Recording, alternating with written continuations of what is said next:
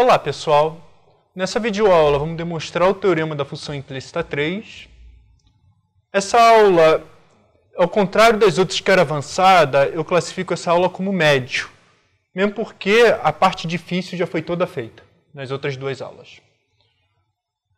E nessa aula basicamente eu vou ler e vou explicar o que está acontecendo, que é essencialmente uma aplicação direta dos outros dois teoremas da função implícita. Então, vamos lá.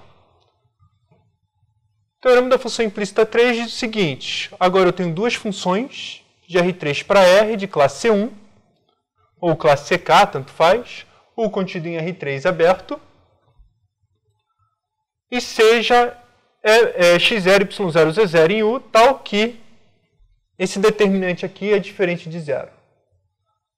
Só para lembrar, del f, del y, del f, del z, del g, del y, del g, del z e faz o determinante disso.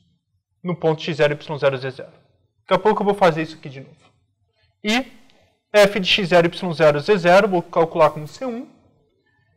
E g de x0, y0, z0 vou chamar de C2. O que o teorema da função implícita 3 vai me dizer é o seguinte: existe uma vizinhança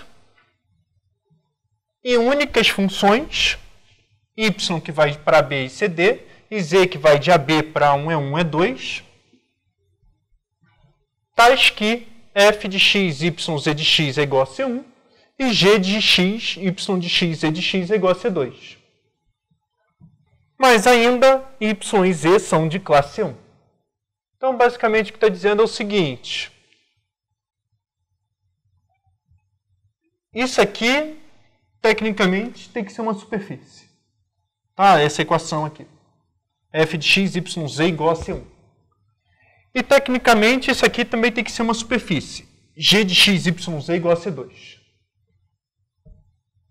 Se está satisfazendo as duas equações ao mesmo tempo, então o que eu estou pedindo é que, essencialmente, a interseção de duas superfícies. Em interseção de duas superfícies, a gente espera, normalmente, salvo casos de tangência e casos particulares, a gente espera que seja uma curva. Se é uma curva, podemos parametrizar.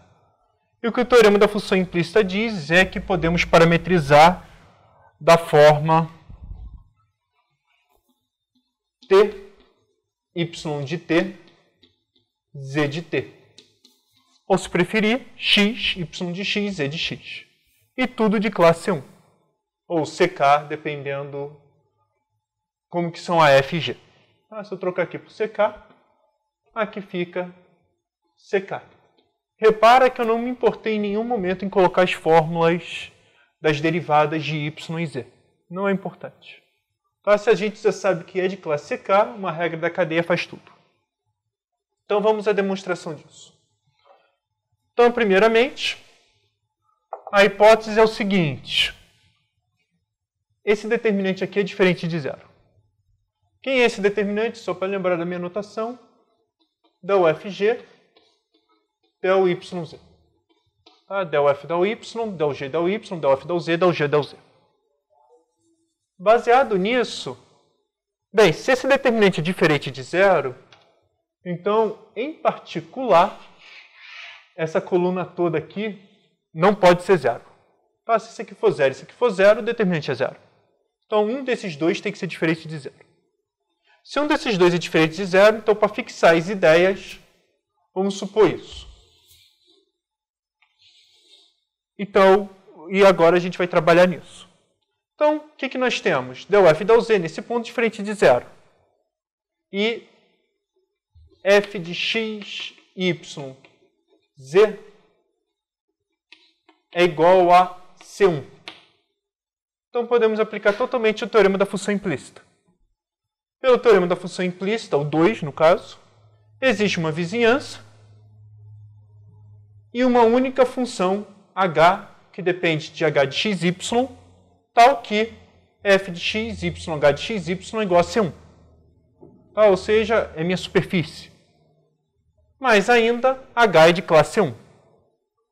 Isso aqui, ou seja, eu parametrizei no fundo ou coloquei a primeira superfície no jogo. Agora eu vou fazer a outra superfície intersectar transversalmente, que vai ser o meu G. E eu vou restringir isso aqui tudo. Então, agora o meu Z depende de x e y. Tá? No fundo é isso, eu só precisei colocar a letra H para não confundir a notação depois.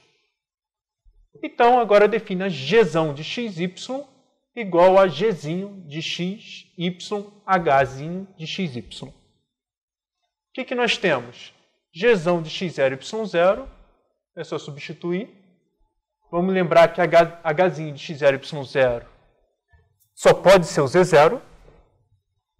Então, nós temos que é igual aquele C2. E ainda G de classe C1, porque a composição de coisa de C1 é C1. E o que a gente vai precisar agora é computar isso, fazer essa conta. E quando computar isso, isso aqui vai ter que aparecer. Então, quem é isso aqui? Regra da cadeia. A primeira variável não me interessa, então vai ser del G del Y mais del G del Z vezes a derivada disso em relação a Y. Mas quem é del H del Y? Bem, vamos lembrar do teorema da função implícita 1. Del H del Y é exatamente menos del F del Y sobre del F del Z. É só aplicar a regra da cadeia, só derivar isso aqui tudo em relação a Y. Então, vai ser exatamente igual a isso. Quando a gente faz o MMC, ou seja, multiplica tudo isso aqui por del F del Z, vai ficar del G del Y vezes del F del Z menos del G del Z vezes del F del Y. Olha esse determinante. Del F del Y, del G del Z menos del F del Z del G del Y. É exatamente o oposto, o sinal de menos nisso. Tá? Então vai ser del FG sobre del YZ de x0, y0, z0, dividido por esse termo aqui que não vai sumir, né?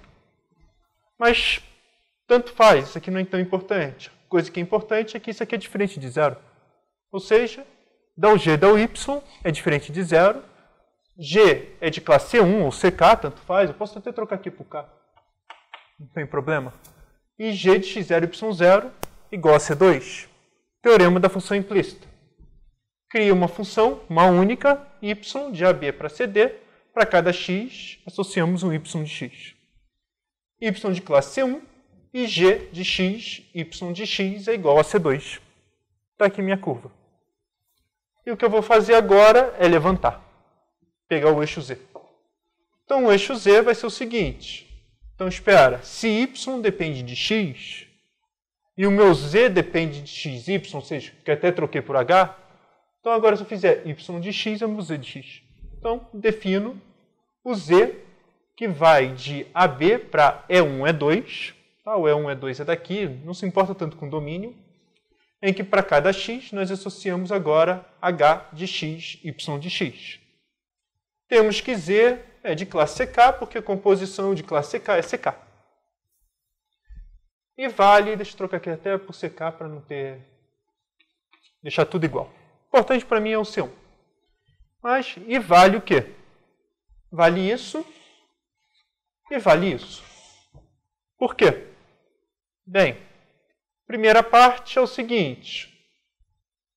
Eu sei que para x e y independente, para x e y independente, não, isso aqui, desculpa. Para x e y independente, eu sei que isso aqui vale C1. Em particular, se eu colocar y em função de x e trocar aqui o h de x e y de x, também continuará C1. Só que o h de x e y de x eu estou chamando de z de x. Então, isso aqui é C1. E isso aqui, g de y de x, z de x é igual a C2. Por quê? Porque, primeiro, substitui isso aqui. G de x, y de x vai ser igual a gzinho de x, y de x, h de x, y de x, z de x. Só que eu sei que o g de x, y de x é C2. Em particular, g de x, y de x, z de x só pode ser C2. E, portanto, vale isso aqui também. É uma restrição. E o que nós provamos? Existência de y e z de classe CK, de modo que satisfaz essas duas equações.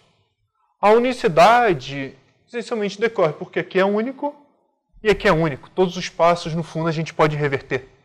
Ou o outro processo seria argumentar analogamente como no outro caso, mas eu não quero chegar a esse ponto.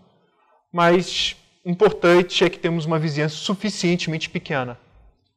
Um outro ponto para deixar claro, ó, só para quem se importar muito com domínio, é o seguinte. Eu trabalhei primeiro com esse V1. Botei o E1, E2, porque não é tão importante. Aqui eu coloquei A1, B1, D1, D2. E quando eu aplico o teorema da função implícita, eu ainda vou diminuir meu aberto. Se eu vou diminuir meu aberto, intervalo AB. E o meu intervalo AB está contido em A1, B1.